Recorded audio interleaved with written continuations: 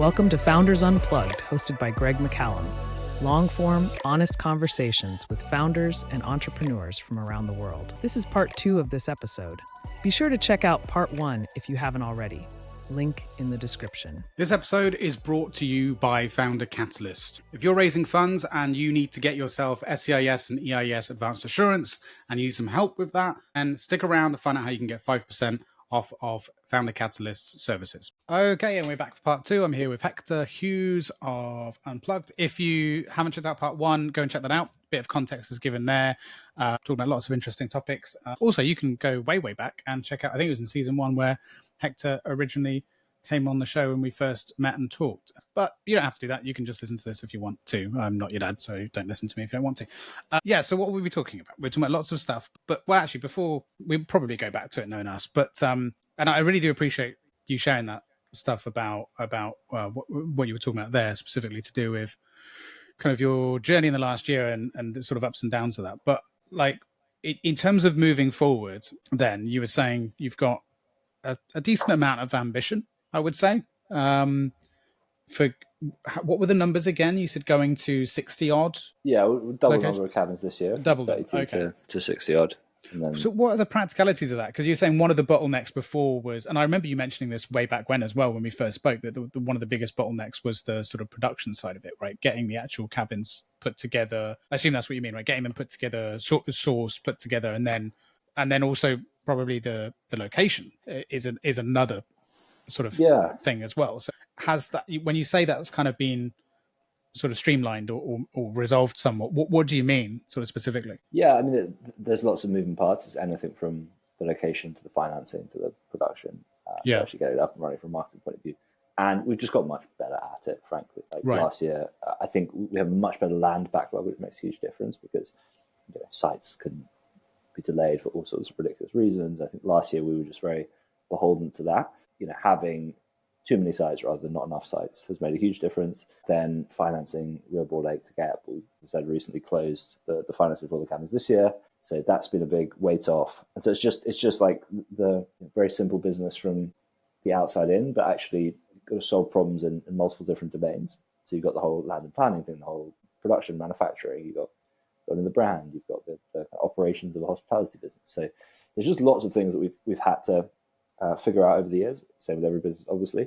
But yeah, at each stage, again, you just kind of have to slightly rip it up and start again. So it's just been a bit of how do we really start to scale this now? And just optimizing, I guess, along the way, just making these things a bit more of a fine art each time, right? Exactly. Yeah, the good thing is it's fairly uniform. So we learn from our mistakes each time. We're making a better product each time. There's lots of economies there. Overseas is a different beast, though, I imagine. Well, yes, but we've launched our first cabin in Spain, got a couple more on the way out there, and it's more of a franchising model. So we're working with a team out there. So they actually deal with all of the operational stuff, finding the sites, managing the cabin, all these kind of things. So that has been a big time saver. I mean, we still do the marketing side of things, which still takes up time and attention. But I think we've obviously supported them with a few of the challenges out there. But we just decided, had this opportunity come along, and actually there's such a big UK opportunity that last thing we wanted to do was go and get distracted and spend all of our time trying to figure out how to roll out across Spain. So yeah, awesome team out there. Really great to be working with them, and it just means that we can kind of focus on what we do best, and but also pass on all of the learnings to them too. I just had a really stupid idea. It's nothing to do with what we're talking about, but I just got this is the show, so I've just got to say, how would you feel if I was to start a competitor business, but it literally does the opposite of what he does? So it would be called Plugged in. And basically you go to a cabin and direct IV to the internet straight into the brain, you know what I mean? Just screens everywhere, game consoles, just like 24/7 internet for 3 days. Yeah, no, I think I would absolutely welcome it, and I would. Well, then it would make the demand for your business. It would, yeah, exactly. It would just make the yin to your yang. I had a PR kind of podcast episode the other day. I think it was on Secret Leaders, and they were talking about how. Do you remember Barbie and Oppenheimer came out last year at the same time? And it was like the contrast of the two really helped boost both of them. So yeah, I mean, I'll fully endorse it, and we'll do whatever I can to help you get that one off the ground, because I think it brings it into conversation, right? And I think the big thing on the marketing side of things, that how do you stay relevant? How do you keep in people's minds? Because there's so much fucking noise these days. Yeah. And it's like, how do you keep people talking? So I think we've got a lot of partnershipy stuff in the pipeline at the moment. And it's just, how do we keep pushing the boundaries of what's interesting and what we're doing in this space? Because again, we're incredibly lucky to have this like positioning around digital detoxing, and there's just so much to go out there. And I think we actually can be so much bolder than we have been. Like, we've really traded off the initial concept for the last 4 or 5 years, and I think now it's like, okay, how do we really go for it and just do something remarkable? I think so yeah, there's a big play in terms of like, how do we become significant, memorable events? Well, you can have that as a completely free marketing thing. You open one cabin or convert an existing one and call it plugged in, and it is specifically like the Matrix style. You go in just 24/7 internet, and that's it. That's because then it will have the trickle down effect to the rest of the cabin. There's probably a market for that as well. I mean, I'm sure people love it. Yeah. I mean, it might be like, hey, this is actually a better business than what we've got. Well, look, you could probably get a shit ton of work done, right? I mean, like, imagine you go in there for 3 days, you won't have to work again for a month. Like, that's the way I would do it. I just go. It's still in nature, all these kind of things. So watch the space. Huh? Watch the space. Yeah. If a couple, because I think there are probably some couples where one of them wants to do it and the other one doesn't. So if we have these cabins on the same site, then maybe they can just go and isolate from each other for the half and half, for 3 days. One half is plugged, the other half is unplugged. Yeah, that's how you do it. Yeah. Although, all jokes aside, I did see on TikTok of all places the other day an ad, and it was for the fake company that's in Black Mirror. So it must be a promotional thing. That does those little. Have you watched Black Mirror? Yeah. So the little things they put on the temple for recording memories and playback and so on. It was a fake company for that, an ad for that device, and it linked to a web page that was to do with a secret event happening in London. It must be to do with the premiere or something of the new season. But what was interesting about it was I was curious. I knew straight away what it was and that it was clearly fake, but the comments didn't realize that.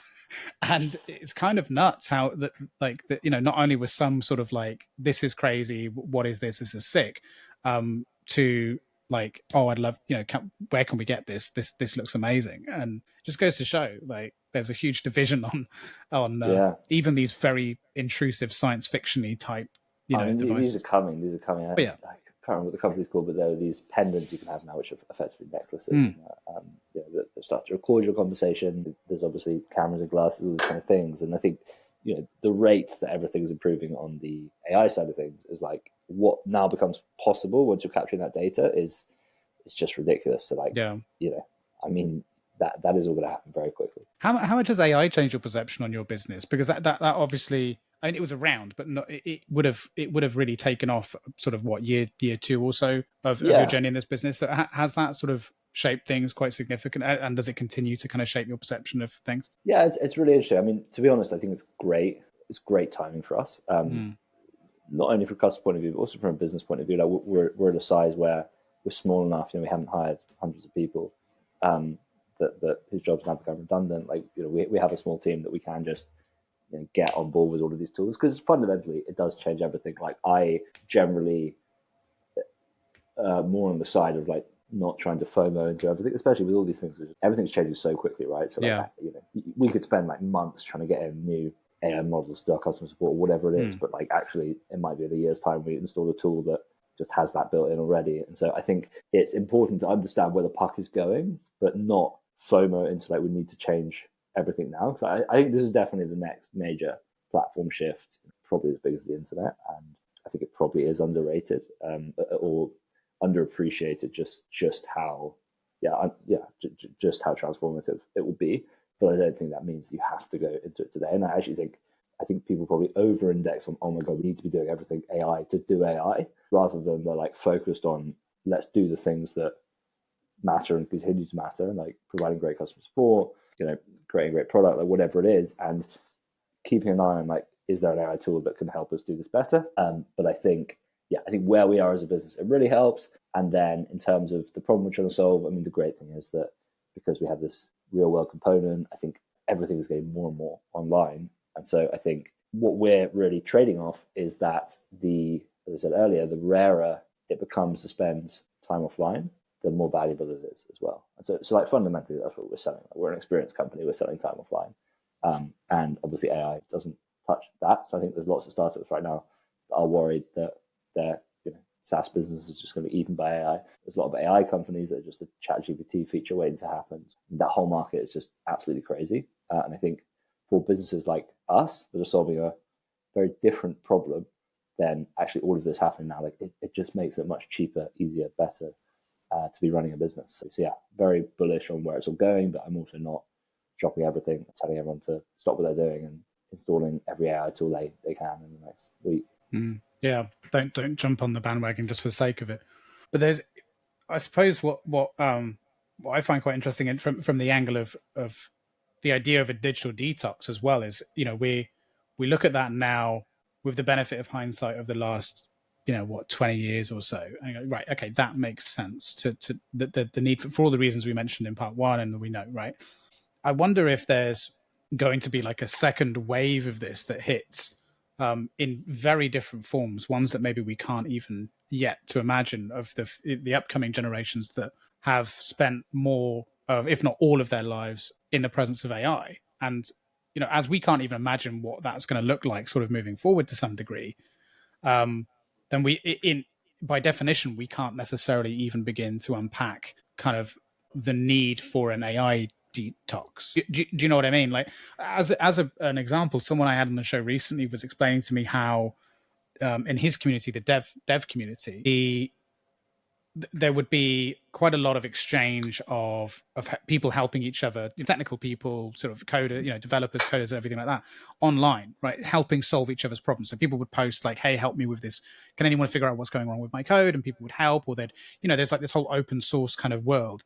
And all of these forums just kind of died overnight. Like, people are no longer doing that because they don't need to. And I wonder if there's a lot of cases like that, perhaps niche online communities. So now that people have moved from physical communities more to online communities, and this is the lifeline for a lot of people, that those are then going to collapse and have collapsed, so that lifeline can be gone. And then other things that we're not even really facing the reality of as well, and being talked about, like AI companionship, right, as well, and how that there's probably going to be a huge problem with that, with like AI girlfriends, boyfriends, etc. Have you thought much about that? How, like, what the second wave of this issue could potentially be, or do you think it's kind of making a mountain of a molehill, maybe? Well, I think fundamentally humans are bad at forecasting the future, and like no one knows where the puck's going with this one. Yeah, but it's fun.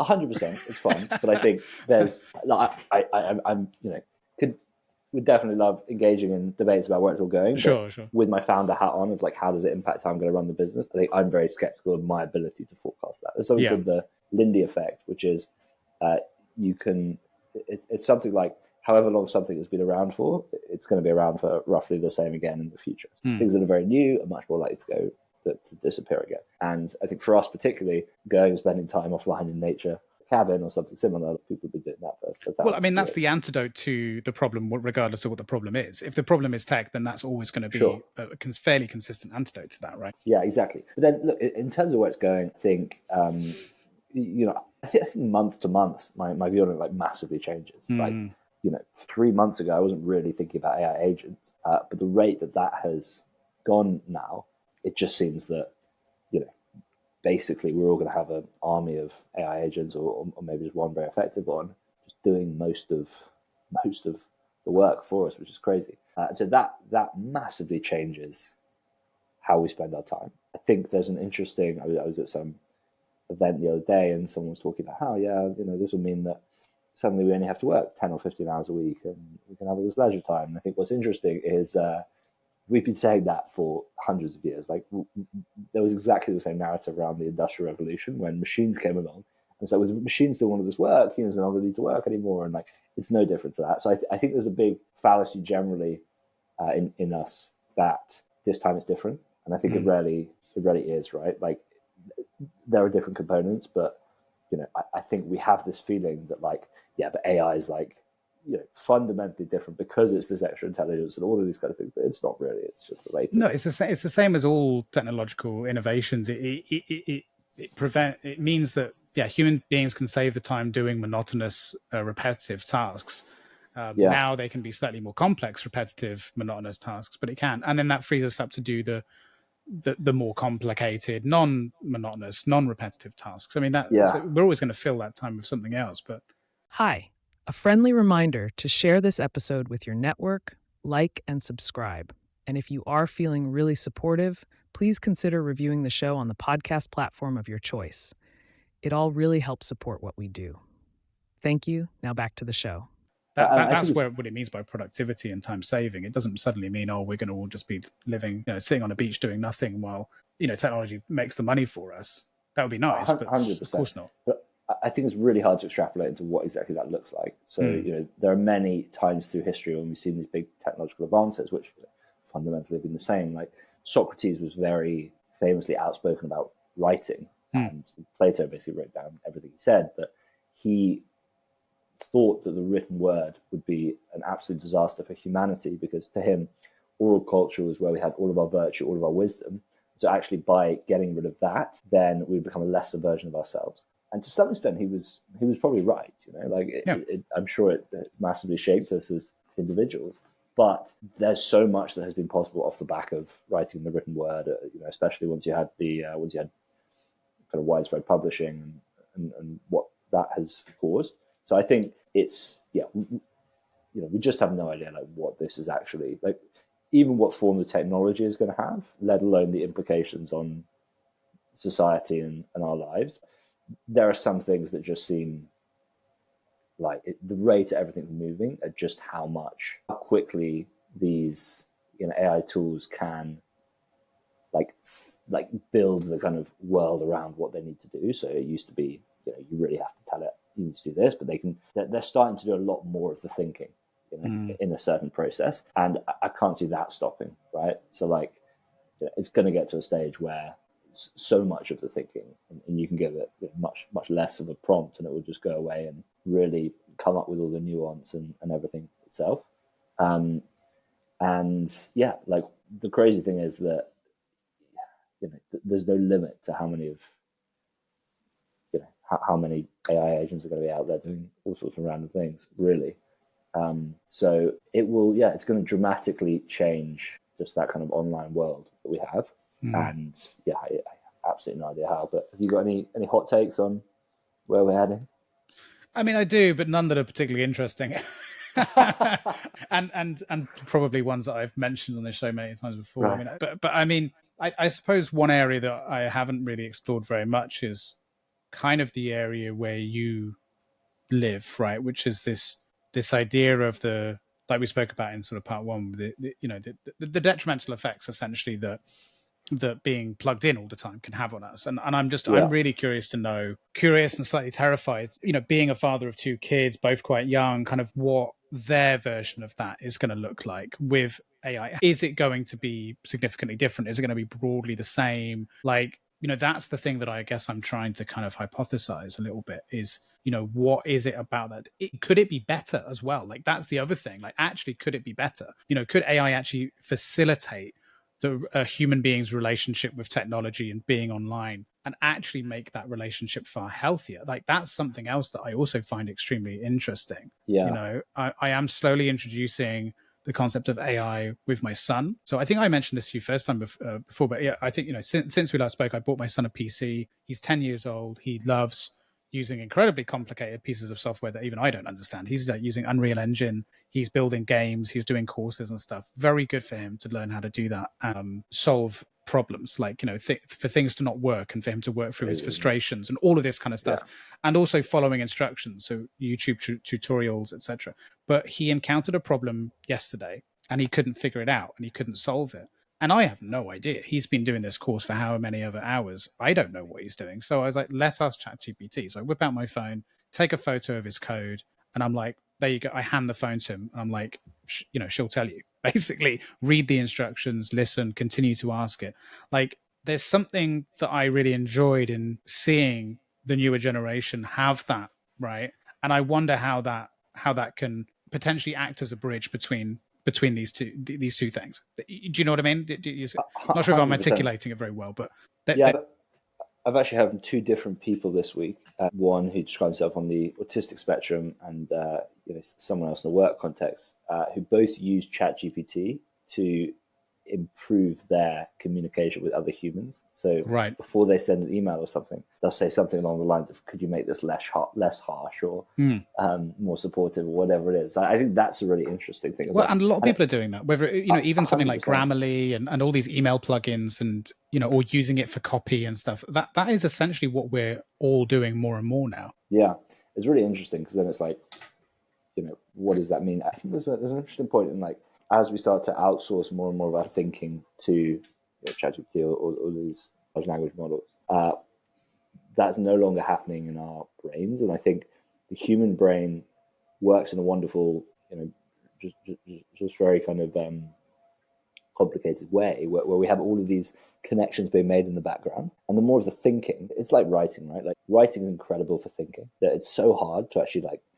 put together an article really and really struggle with it and wrestle with it. And your brain has to kind of figure out these ideas. And now you can just put that into a large language model and it spits out the piece. And I think that's amazing for output, but I don't think it's amazing for fundamentally like building our own mental models of the world, our brain's ability to think. And there are two types of thinking. There's focused thinking where I could focus on this pen, for example, and my brain's just thinking about that.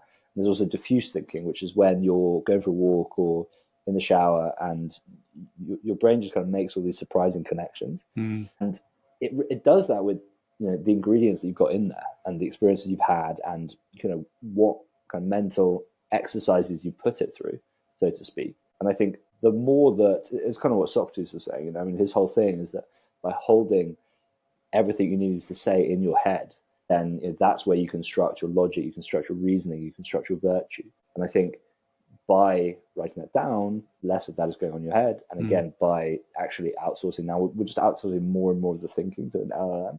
So I think the things we can create are going to be infinitely better, because what's going to be possible with these machines is, we're already seeing it, like it's incredible. But I think on the individual level, it really changes us and the part we play in the system. Well, yeah, but if we were to continue that thread further and to kind of play slight devil's advocate on that as well, like one of the things that the LLMs do that humans aren't particularly good at doing is kind of taking those very messy, complicated, distributed thoughts and regulating them and ordering them and putting them into bite-size, easy to read sort of and digest kind of chunks, right? So like what could potentially happen for some individuals too is that actually that way of digesting information, so say using it to solve problems,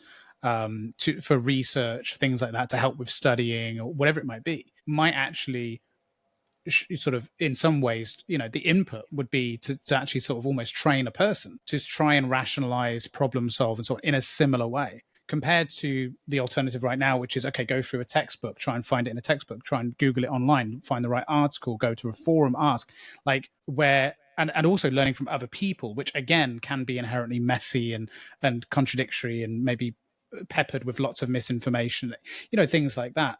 There is also that misinformation piece actually that's quite powerful too, because of LLMs are broadly going to go with what is factual, right? Not always, but broadly, linking sources and trying to be as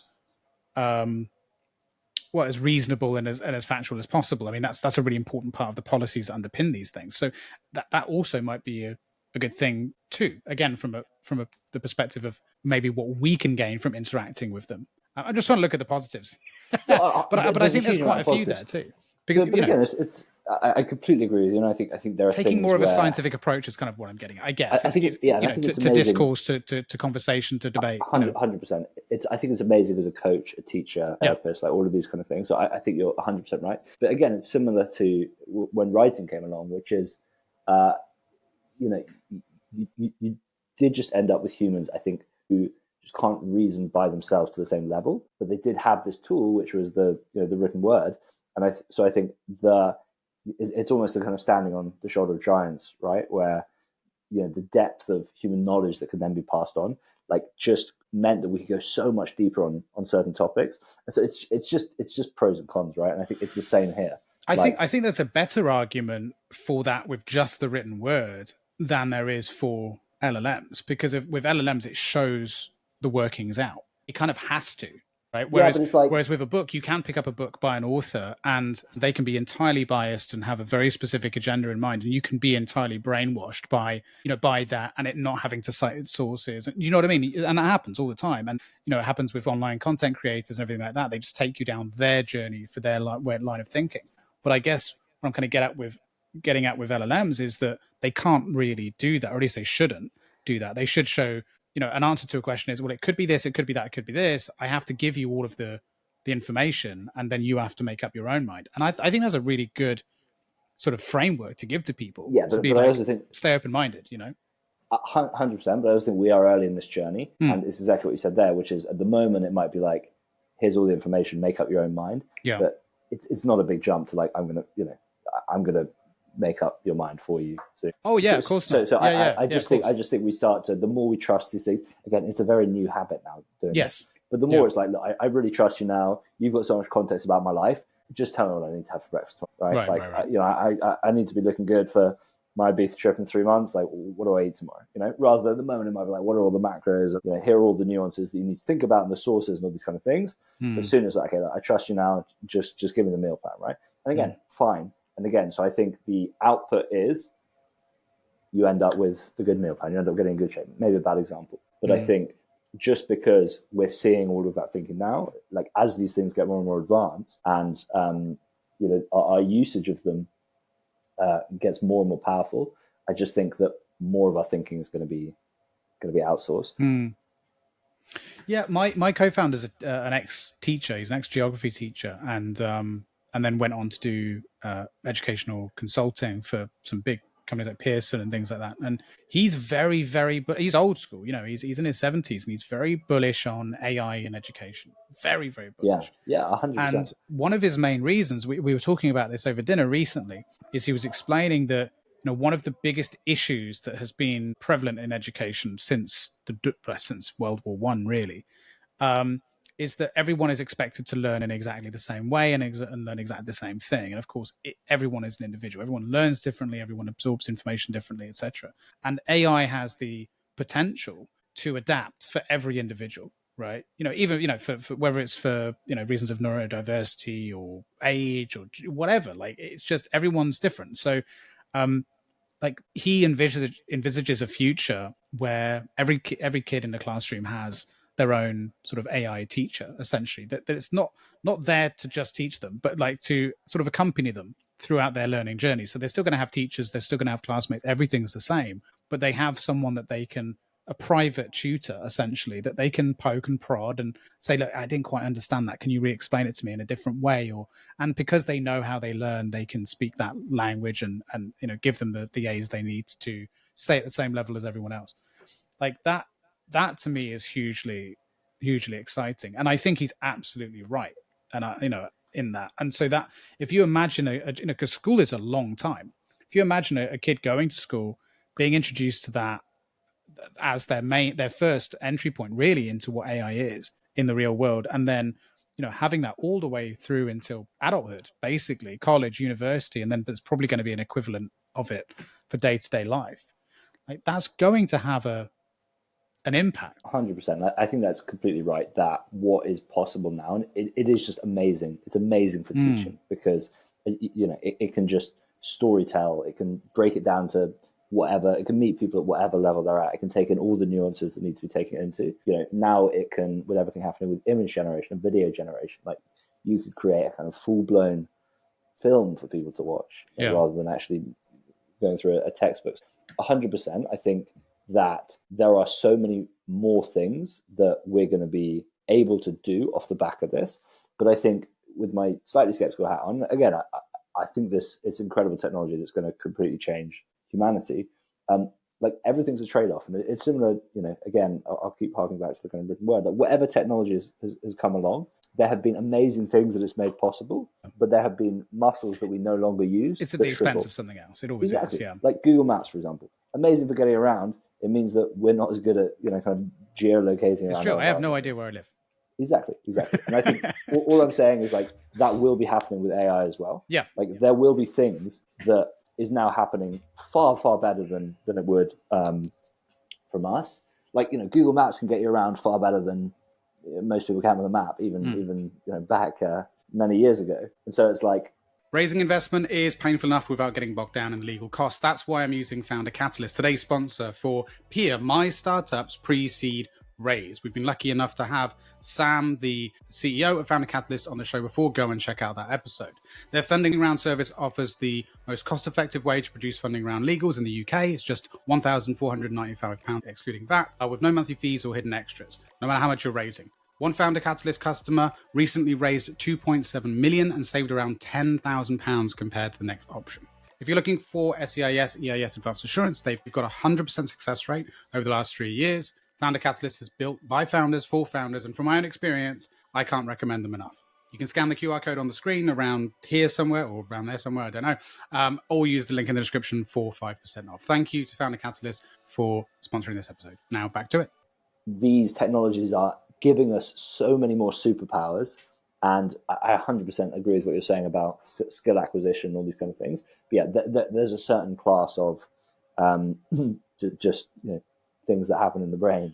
My hope is though to happen. Yeah, but my hope is though because this is sort of placing a superpower in a really critical part of the brain, which is something like reasoning and critical thinking, that's actually something that can act as a really fundamentally grounding thing to take through life, so that any future problems or deficits that actually having the AI itself could potentially have caused is almost counterbalanced by that. Do you know what I mean? I'm really trying to see this as a glass half full scenario. But part of me does believe this. Like, if you are encouraging people, which is a big problem, by the way, the lack of critical thinking when we look at the us as human beings, like we severely lack the ability to on a large scale to understand nuance and to take in multiple sources of information and to reason and to all that sort of thing. That's a big problem. So if AI is able to do that continuously by the way that it coaches or works with people to learn and so on, then that's a pretty good foundation. So you look to the problems that you might be talking about, or the potential challenges we might be facing as individuals. Then it doesn't seem as scary, because if you have that as a good fundamental grounding, then perhaps you can address those things with a little bit more confidence, right? Yeah. Look, I don't think it's scary, and I don't think it's negative, and I think there's so many amazing things it's going to do. But I just feel like, as we spoke about in part one, like there is, as ever, we just have this like, this time it's different attitude. Yeah. And again, like the written word, in the Middle Ages, there was so little critical thinking, and people, just kind of stagnated. And then the printing press came out in, I don't know, the 14 or 1500s. And a couple of centuries later, you had the Enlightenment, and you had all of these kind of intellectual breakthroughs. And a lot of that is because of what was possible and the ideas that we built on top of each other with the written word. And again, like AI is going to massively transform how we live, how we think. And I think you're right that it is going to make us, in many ways, better versions of ourselves. But there'll be trade-offs that get left behind. Yeah. And it will just change, as all of these new technologies do. It will just change what it means to be human. And I think that's fine. And again, I'm not anti it at all. I think it's incredible and blah blah blah. But it's going to, we will be. Your son is going to grow up a very different human to how you grew up. Absolutely. I mean, I guess this is why I spend so much time thinking about it, because if I'm trying to anticipate what world that's going to be in. But you used a really interesting phrase there, like that I've heard a lot of times. I've used it too, which is what it means to be human. What do you think it means to be human in the context of what we're talking about? I know I'm probably really putting you on the spot there with that one, but I'm curious, because we use it, and I'm curious to know what people's definition of that is. Yeah, for sure. I think definitely the very glib answer, so apologies in advance, is like I think definitions generally are so subjective, and I think we get that's why I want to know yours. Yeah, exactly. I think we're getting lots of trouble in society for kind of a lot of people fall out over the definition of something that can be defined in different ways. Yeah, and I think for me, so then it's like then with definitions is like what's useful, right? And that's kind of how I think about it with words. Is like a word can mean anything, but what's useful for me in terms of how to think about this. And I think one realization I've had is like we are social animals, and I've heard a few times that like people on their deathbed, when all is said and done, really it was the quality of their relationships that kind of stayed with them. So I think I have two kind of thoughts on that. One is very nihilistically, like I very much have a sense of like it will all be over in a flash. Like at some point I will be at my moment of death, and it will all like it will have gone like that. Like this evening I'll be home in my house, and like some of the day will have disappeared like that, and you can extrapolate, and soon that will be life as well. And if that's in 1 year, 50, it doesn't matter at all. And if you're talking about how much we're remembered after we die, like again, it could be a year, it could be 1,000. Who cares? But I think the more optimistic view I have is that, and actually I do find that view very grounding, because then what does any of it matter anyway? The more optimistic view I have, to answer your question, is like I think it's all about who you spend your life with. What it is to be human is to really have those relationships, close relationships in life. And I think that is that again, meaning comes from each of us, but I think that is a wonderful place to get your meaning from. Yeah, I like that, and I absolutely agree. I think those two sides of that, those two sides of it is of the same coin, right? I really like. I can't remember where I heard this from. It's going to bug me now I've thought of it, but I remember hearing someone saying that there are two ways of saying the same sentence, which is the nihilistic way and the non-nihilistic way, I guess, which is nothing matters, right? You can say it like nothing matters, or you can say nothing matters. Yeah. Right. And I love that. Like, and I quite often find myself saying that to myself, like in a situation of whatever it might be, of stress or difficulty or challenge, or even sometimes of absolute elation and happiness and so on. It's like, I'll say both of those versions to myself, because if they both apply, like, you know, and they're both true. And that's the wonderful thing about it. And I suppose that's my definition of what it is to be human. Yeah, it's beautiful. Another one on a similar vein that I've got a lot from in recent years is no one cares. Yeah, that's an incredibly, and you can say it in the same way. Yeah, you can say it either, but I think that's it. I think it can seem negative, but actually it's incredibly powerful and empowering and positive. It kind of lets you off the hook to do whatever you want. Exactly, and just the fact that there is nuance in the way that can completely change its meaning based on the tone. Mm-hmm. In itself, and it is like an explanation of the beauty of what it is to be alive. It's like that's how wonderfully simple and how wonderfully complex it can be at the same time. It's a paradox, and that's what makes it fantastic, Yeah, and I think that's the beauty of it all, isn't it? The nuance. And I think a lot of the trouble we get in as a society today is that lack of nuance. You look at it's not too political, but divides on the geopolitics right now. Like everyone has such strong opinions and so much confirmation bias at play that any sort of nuanced debate is just not possible. It's so emotionally charged, and I think these things are always complicated. Yeah, hence why I completely understood what you said about the sort of the hesitation to be so certain about definition of things. Right, that's exactly I understood exactly what you meant by that. Like it's in this particular sphere, right? And what's really interesting as well, I think, is that especially if you're talking about like podcasting and all these kind of things, like the people like the certainty and the lack of nuance. People much rather would hear that, some shocking statistic that shows a certain worldview that they can then go and tell their friends about. So I think what you end up getting is, there are some very well-known podcasts that have done very well that I don't need to name here, where you get these like very sensationalist guests that come in with these like very hot takes. I know exactly. A little snippet on YouTube. I mean, something very infamous, but and then you just end up. I'm pretty sure he keeps a very regular diary. Yes, I think that's probably about right. You just end up with this kind of loop of just going for like more and more and more sensational content. And I think the issue with that, again, is it just takes all of the nuance out of the debate, and people just end up, completely polarized, completely fired up. And I think that is kind of the opposite of what it means to be human, because again, you forget all compassion and human connection. Like the narratives around some of these issues are just so toxic and unkind, and all of these things. So I think big fan of getting more nuance back into these conversations. Well, I mean, and those sort of podcasts as well, and those sorts of pieces of media, if for want of a better, or content or whatever you want to call them, they fall into their own trap, because of then you have to, like you said, you have to just keep that momentum going. So you have to book the more extreme guests, the more controversial guests, and and you have to pander to it too. So then the questions that you ask have to be very sort of pointed and to try and get that clip and all that. I don't know if you've noticed, but I'm not particularly interested in that, probably to my detriment. and that's fine. I'm happy where I am, and I'm always going to be happy where I am. I had someone very recently try and provoke me via DM about the diversity of my guests. I haven't talked about this yet, actually, but they were poking at it because of the fact that it wasn't equal to men and women. And I was just very direct. I said, look, I'll be honest, I don't care about someone's genitalia. I don't book them because of that. I book them because of my two criteria. They're interesting, that, you know, like, and by definition of interesting, also probably a nice human being. That like counts for a lot for me.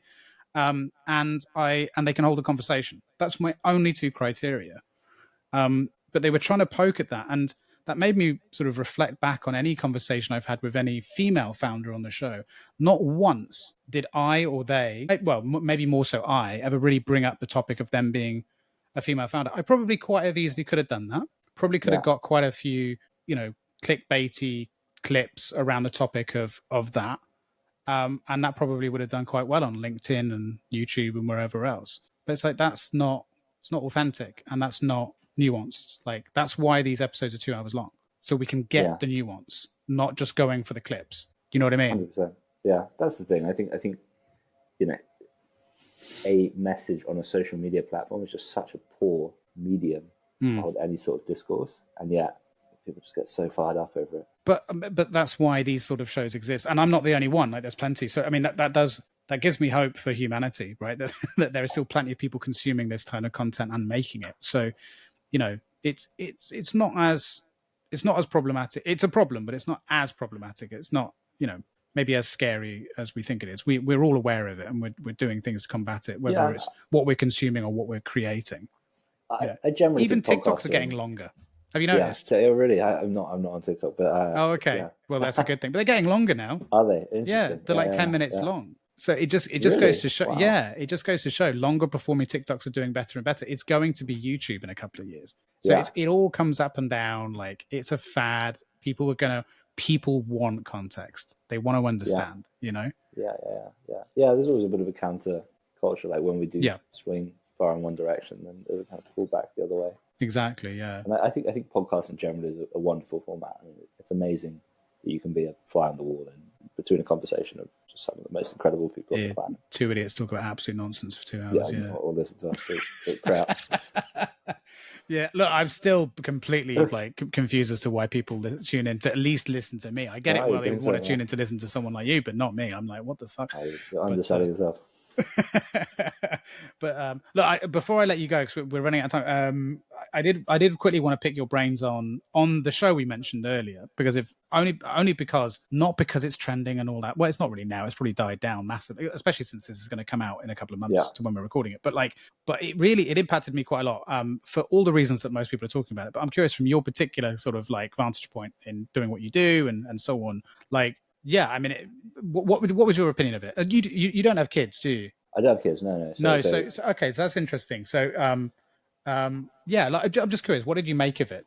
Do you feel like you had any particular sort of unique way of approaching looking at it because of what Unplugged is and your general stance on unplugging and so on? Well, I'm not sure if any of my takes particularly interesting, but I think, just to give you a bit of a stream of consciousness, like, first of all, I just think it's incredible that you can have these. I mean, it's a form of art, really, isn't it? And, like, you can have these forms of art that, like, I have not seen something be that culturally significant that quickly for a very long time. So I think it's amazing that, you know, just by creating incredible series, whoever's behind it managed to spark this conversation as quickly as they have. So one, I think it's incredibly important to talk about.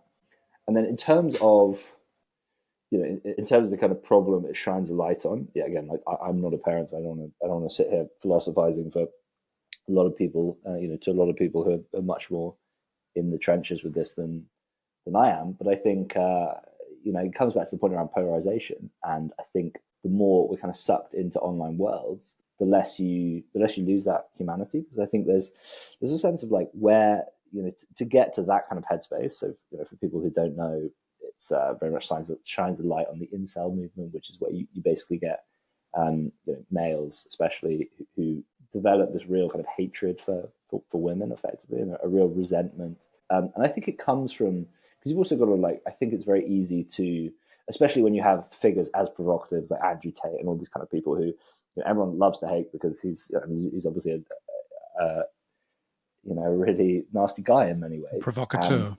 And I think what that does is it then...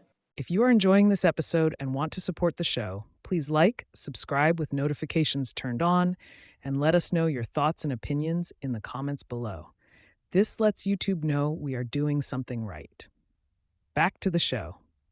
Really polarize people in the opposite direction, where the guys who get swept up in this are seen as just like bad guys. And, they're guys who have incredibly unhealthy, kind of mental patterns that lead to this. But I think where I genuinely stand, which is a very unpopular opinion, I know, is I don't like to see anyone as a bad person, because when we're doing that, we're saying I'm a better person than this person, really. That's what you're saying. And, if I was in that situation, I wouldn't do that. But fundamentally, what leads people into these situations is usually so much pain and trauma and whatever it is. And I think as soon as we start to label people as bad people, it actually just, pushes them kind of further down that hole, for example. And I think it just creates more and more of a problem. So I think misses the nuance, right? To the point earlier, it just 100%, misses the nuance. So things aren't that simple. The road to hell is paved with good intentions, right? No one sets out to be a bad person and wakes up in the morning. It also misses all the pain and hurt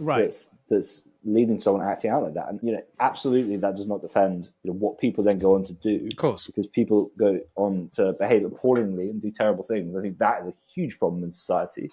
But I think the issue generally needs to be approached with, as all of our thorny issues do, just with much more compassion. And it's much more about why did that young boy, I mean, obviously this is a dramatization, but why did these young boys, what has happened to them that they get into the place where they become receptive to this? And I think that's a much more interesting question of how do we stop these young boys feeling the pain, the resentment that leads them towards this behavior? I agree, and really quickly, just to weigh in, what I like about this is seems to be where the majority of the conversation has gone, which is really great, because up until now it's been very reactive. It's what should we do with them? How do we punish them, etc.? What should happen after the fact? And that's very much treating the symptom, not the cause.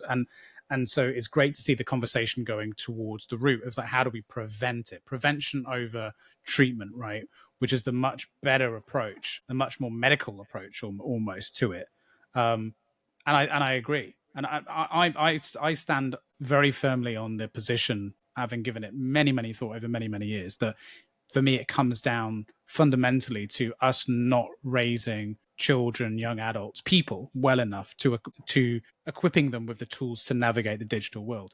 Back to the very first point you made, really, of the fact that we are, these creatures that haven't fundamentally evolved much, over, from our ancestors. Our brains have stayed broadly the same, and yet we're in this very different landscape, and we are not doing anything really to equip young children with the tools that we didn't have in order to navigate the world that we're in. And I think that is a big piece of it. Personally, that's what I believe is it's not the whole solution, but I think would go a very long way 100% to helping. I think to take the compassion a little bit further up the chain as well, I think it's very easy also to be it's a failure in parenting. But as you say, I really think it's a societal failing rather than an individual 100%. Yeah. Again, I don't have kids, but it's so fucking complex. I've never met a family where one of the children isn't, all the children aren't screwed up in their own different ways, and they all turn out so different. And it's it's almost pick how you're going to screw your kids up, but you actually have no idea how you're going to do it, right? Living in this society just screws us up in surprising ways, and I'm generally I may have been sitting here ranting about all of this for the last 2 hours, but I am super optimistic about humanity, about everything, about life. I'm very much everything's great kind of guy, but I also think we have to face hard facts of this society screws us up, the society that we're living in. And so I think it's approaching the problem with compassion of this is a societal issue, but also not blaming ourselves for that. I think there's especially around the climate and all this kind of stuff, there's so much self-loathing as a society of humans are fucking dreadful because we're doing all this stuff. And it's we just kind of got really good at hunting and gathering and then farming, and then all of the amazing innovations we've gone and done, and like we broke some things that we didn't realize were important in the first place. And now, like, it's amazing how much we care and how much we're trying to fix it. And like, I'm hugely bullish that we'll solve our problems. I also think humans aren't going to be around forever, and at some point we'll die, and that's fine too. But like, yeah, I mean, it's just so, it's so negative, and it's like give ourselves a break as well. That's very, very true, and you know what? It's true, because if you can be misconstrued as a pessimist when you bring up these topics, and that nothing could be further than the truth. I know for you and for me, right? We are both very optimistic on human beings, and yeah, we need to stop giving us such a hard time. And a good way to, I guess, rationalize or explain that I've often done and tried is, we talk about society now screwing us up. It's like society has always screwed us up. That's the, you know what I mean? Like, it's never not given us trauma and screwed us up. It always has. The difference seems to be that we're just not equipping ourselves as well as we used to. Like, so I get really into watching and reading about, times in history, getting a snapshot and trying to understand what it was like to live in those times. And I've really got onto the Viking era at the moment, right? If you look at that medieval point in history, war was a common thing. Kids were taught how to fight from a young age. Why? Because that's what you needed to do. And you were acclimated to violence, and it was made very common. A lot of religion and practices were focused around making death more of an acceptable thing. You can pick up the whole thing, but essentially, a lot of the way society was constructed, as a family, as a group with neighbors and villages, etc., was really to make more sense and to be better equipped to understand and deal with the world around you.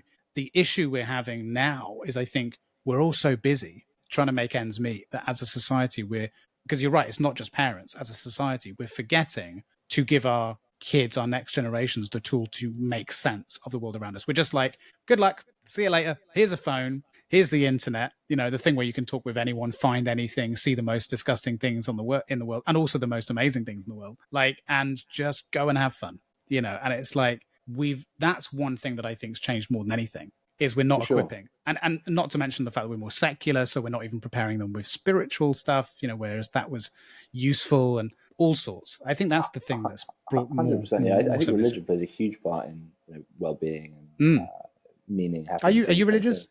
I'm not. No, I get it now. I didn't get it, and then I went to this Buddhist retreat 5 years ago. Now I get the value. Like I think there's a lot to be said in faith generally. But yeah, I think you're right. I think it's like the further our lives have got away from like what we were designed to do, which is live in these little hunter-gatherer tribes where you could be there for each other, and it was much more how we're designed to operate. And like, but even looking through history, if you see, the people who lived in the most unnatural settings were the kind of rulers. So a king, for example, is very far away from their family and all of this, and like you read about kings and queens and rulers of old, and their lives are fucking shit shows.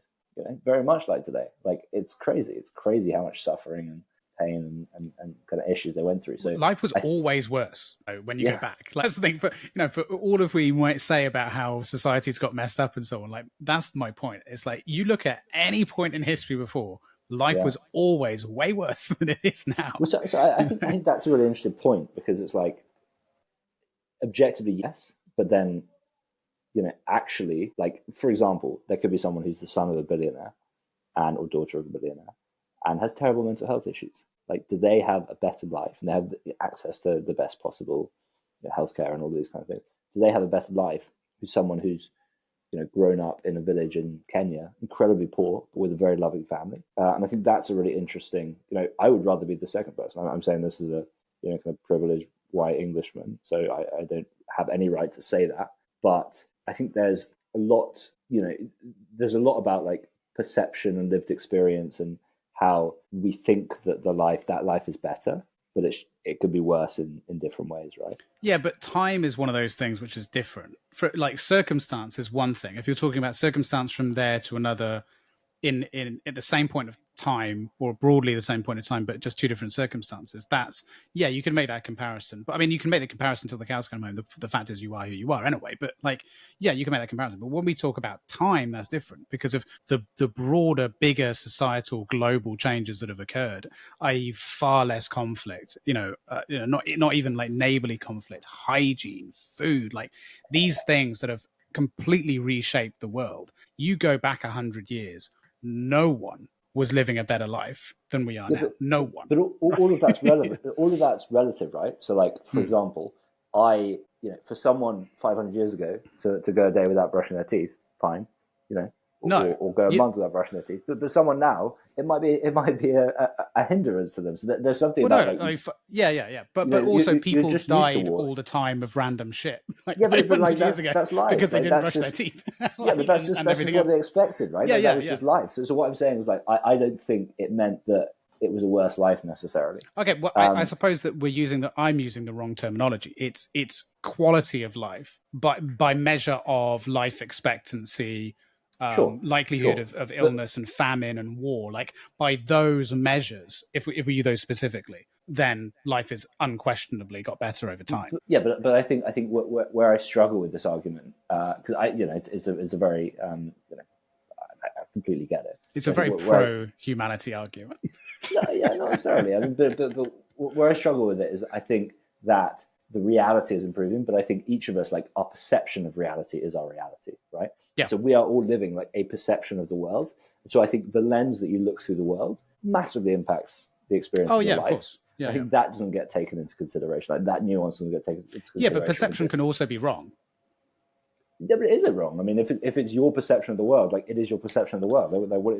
None of us, like, all of our perception is wrong. It's like all maps are wrong, but some are useful. So, like, none of us can actually see the world for what it is. So we all have this lens that we see it through. Yeah. So I would say all of our perception is wrong. But what I'm saying is, like, your experience in life much more just depends on your perception of reality than, like, the objective reality of, like, life expectancy and all that shit. And I don't think that people are happier today than they were 500 years ago. Happiness is a different metric entirely, though.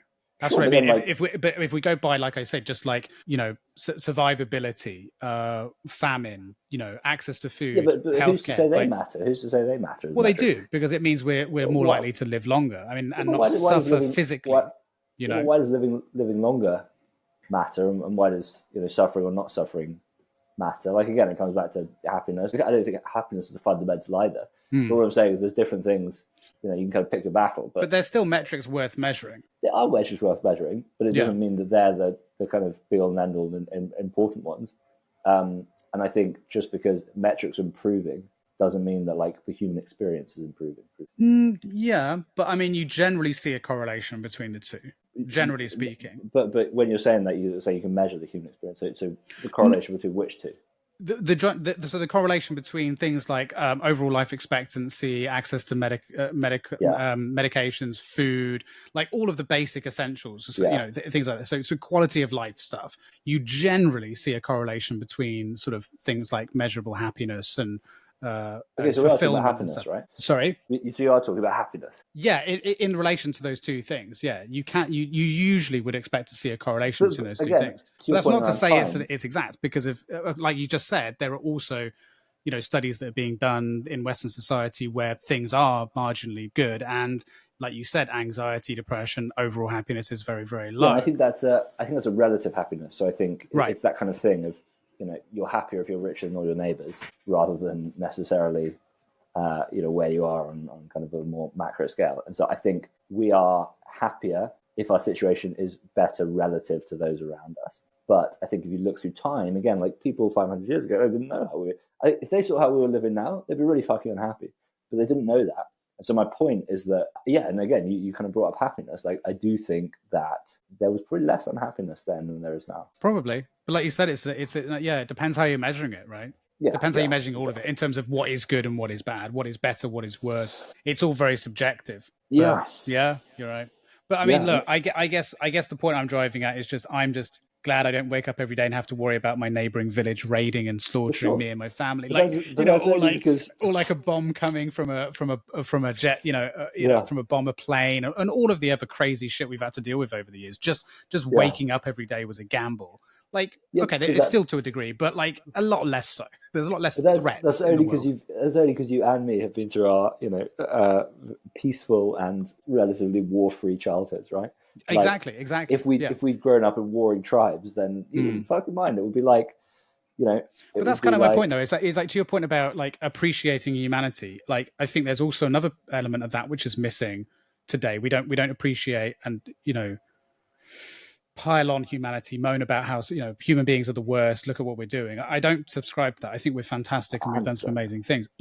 We should, I think, look back and yes, history has been bloody and awful, and mankind have done some crazy shit, but they did that so we could be here, and there's a certain amount of appreciation that we should, for sure, you know what I mean, like. Yeah, and I think to the nuance point, like, I think one thing that's rare today and is really important is to hold like opposing ideas in your mind. And I think for me it's like, I really like to hold the idea of like, we are awesome, we're an awesome species and we're doing great, and we probably fucked up like happiness and health and all of these kind of things, and got ourselves in a bad situation. I think both of those can be true. You can love something despite its flaws and faults. Exactly. Yeah. I think we're absolutely in agreement there for sure.